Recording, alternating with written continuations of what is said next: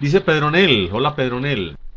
Él pregunta qué voltaje mide en el otro extremo del autoacople. En el otro extremo del autoacople. Los pines 3, 4 del autoacople tienen una medida que no es siempre igual. ¿Por qué? Porque el autoacople ataca diferentes puntos según las fuentes. Es decir, la salida del autoacople no siempre va a tener un voltaje estándar para poderlo medir. A veces, por ejemplo, va, como en este caso, a un transistor. A veces va con el colector a un integrado y el emisor a tierra. Otras veces va con el colector al VCC y el emisor al pin de control del integrado.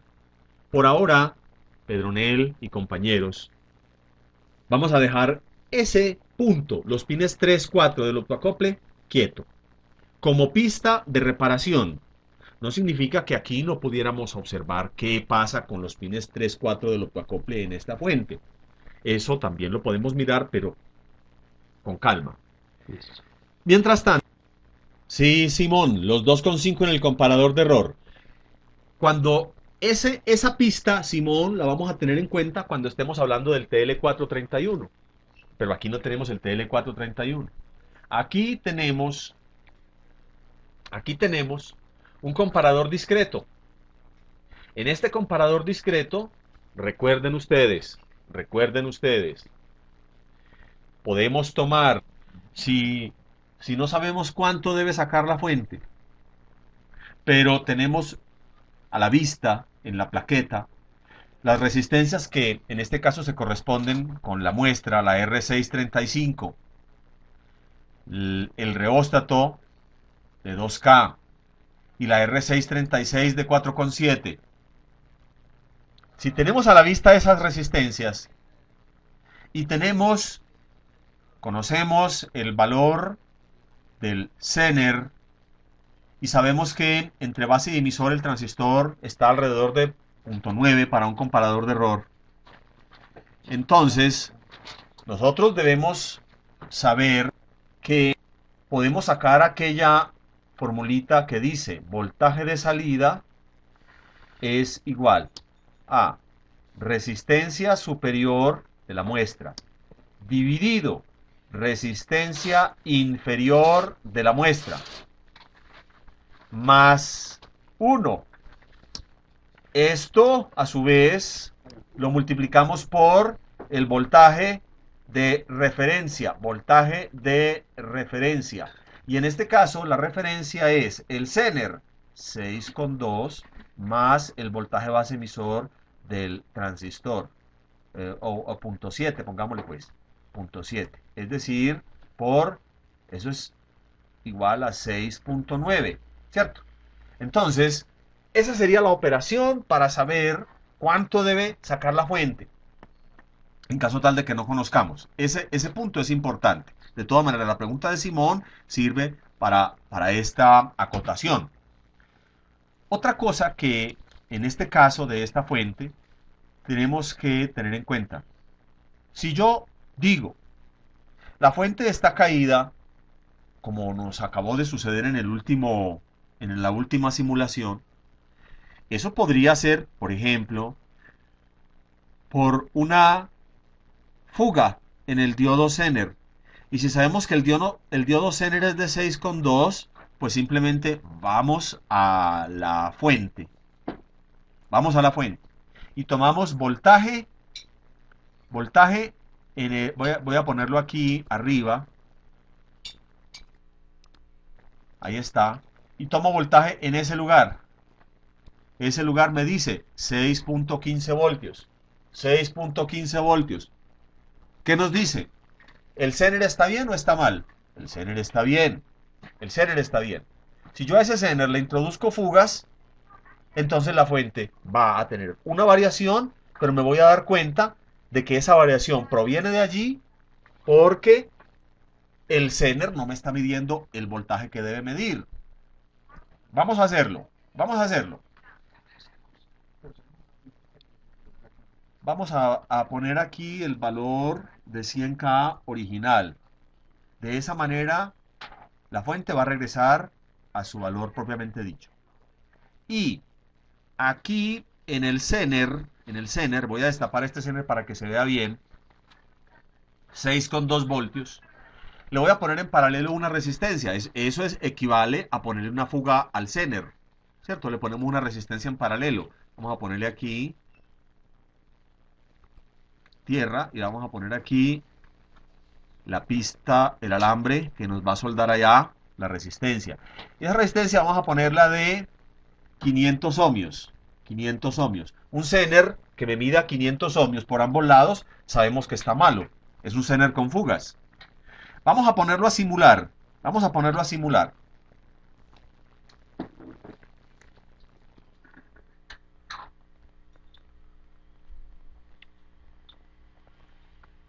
Vamos a abrir un panel más para dejar aquí en este lugar la muestra de cómo nos va a dar la fuente. Ahí va avanzando. Miren la fuente como está de perezosa para subir. Arriba. Aquí en este lugar, miren la fuente. No pasa de 20 voltios. Le está dando mucha brega pasar de 20 voltios.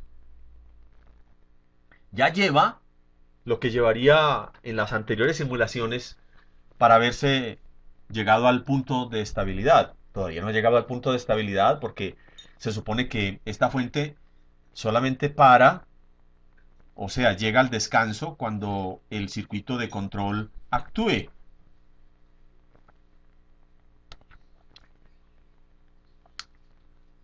Vamos a ver.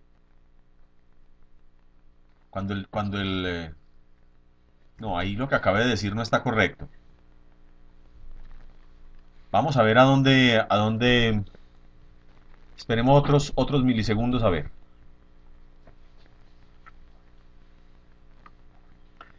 25 voltios más o menos. Bueno, la voy a dejar que siga simulando, no lo voy a interrumpir, pero voy a tomar una muestra. Ahí. Los 110 voltios están en 23 voltios, 24 voltios. Muy bien. Ahora, en el autoacople, pines 1, 2, 1, 2 del autoacople. Acuérdense que es esta medida aquí verde-azul.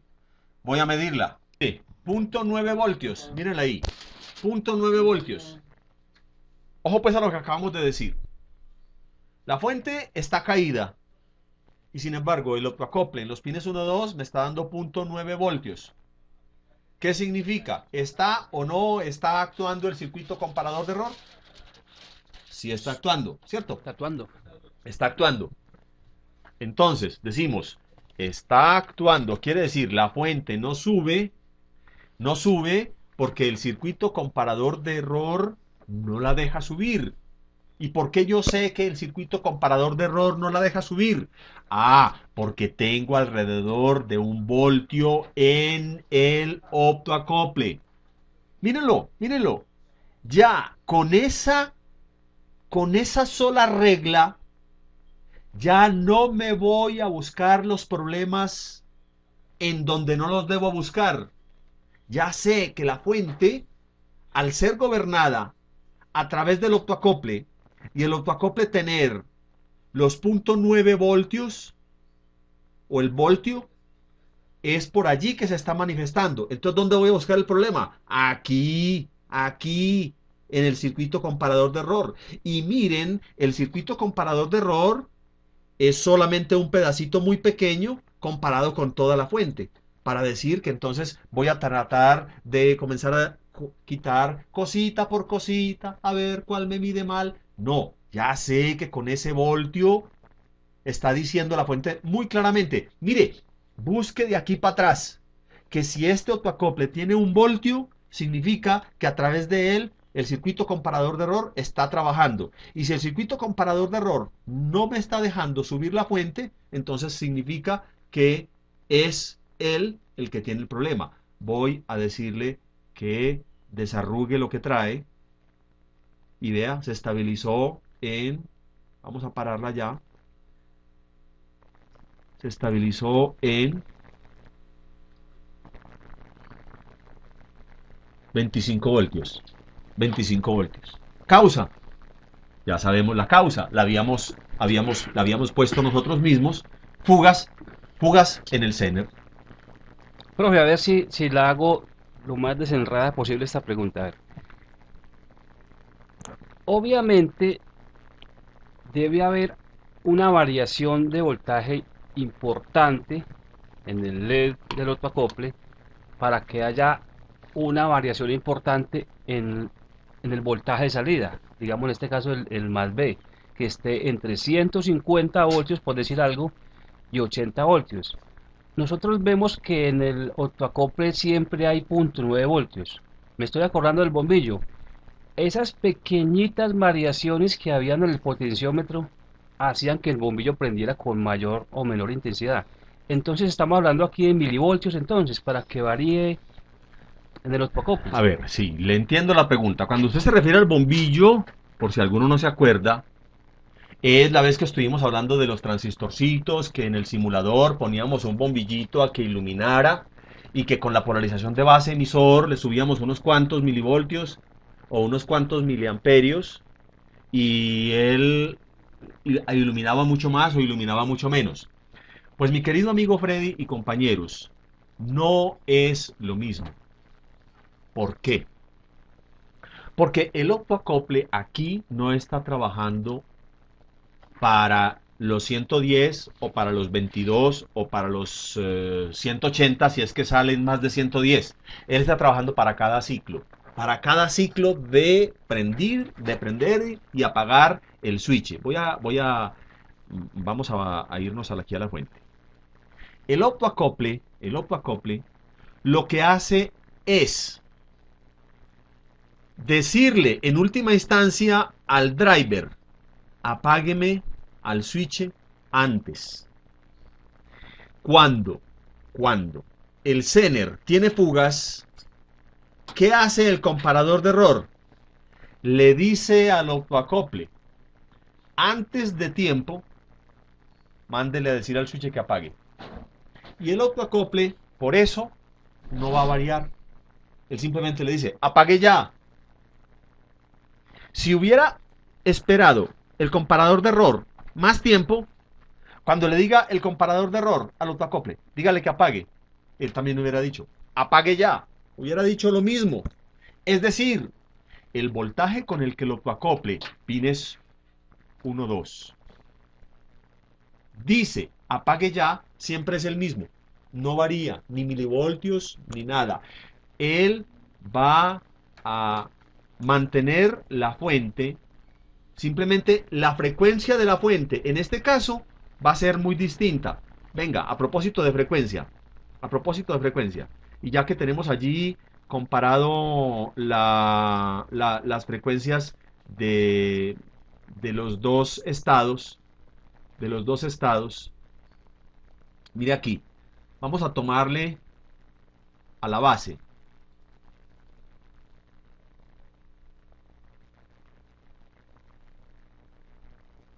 El ciclo. Ahí está. De aquí a aquí dura un ciclo. Y mire la frecuencia. 74.7 kilohercios. ¿Lo ven? Comparémoslo con el que teníamos aquí.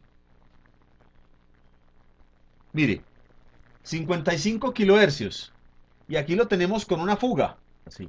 Aquí subimos a 74 kilohercios. Y esta es por una falla en referencia. La referencia es el Zener, ¿cierto? La falla en la referencia por fugas nos subió la fuente a 74 kilohercios. ¿Qué significa? El autoacople, vamos a tomar como referencia cuando se estaba comportando bien, en 55 kilohercios. En 55 kilohercios, el autoacople mandaba a la razón, digámoslo así, pare, cada ciclo, pare.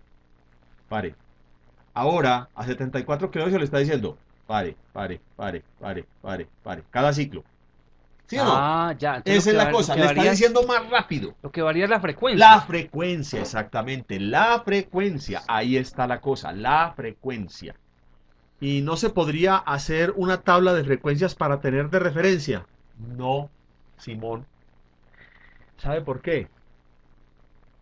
Porque esta fuente trabaja en frecuencia. Esta fuente trabaja con modulación de frecuencia, pero no todas las fuentes trabajan en modulación de frecuencia. Hay otras que trabajan en PWM. Y PWM tiene una diferencia grande con la variación de frecuencia. Voy a poner aquí abajo este ejemplo. Aquí abajo. Si yo digo variación de frecuencia, entonces tenemos 1, 2. Esta es la frecuencia de referencia, esta es la frecuencia central. Frecuencia central o inicial. Esta es la frecuencia inicial. Y cuando la fuente baja, si la fuente baja, tenemos una frecuencia inicial. Si la fuente baja, en esta fuente que estamos analizando, si la fuente baja, la frecuencia sube. Si la fuente sube, entonces, ¿qué haría la frecuencia? Con relación a la frecuencia original. Frecuencia baja, ¿cierto? Esta es una frecuencia más baja. Esta es una frecuencia más baja con relación a esta. Y esta es una frecuencia más alta con relación a las dos. Ahora, ese es el comportamiento de esta fuente. En las otras fuentes, ¿qué vamos a ver? En otras fuentes vamos a ver PWM. Ah, pero este sí complica las cosas. Es que así es. Así es. Vea. PWM es esto. Si yo digo que esta es la frecuencia original, la frecuencia, nos seguimos ciñendo a esta misma frecuencia que iniciamos, o sea, a esta. Nos estamos ciñendo a esta. El PWM podría ser, en una fuente que no varía frecuencia, sería esto, vea. El tiempo es el mismo para las tres, para la original, para esta y para esta.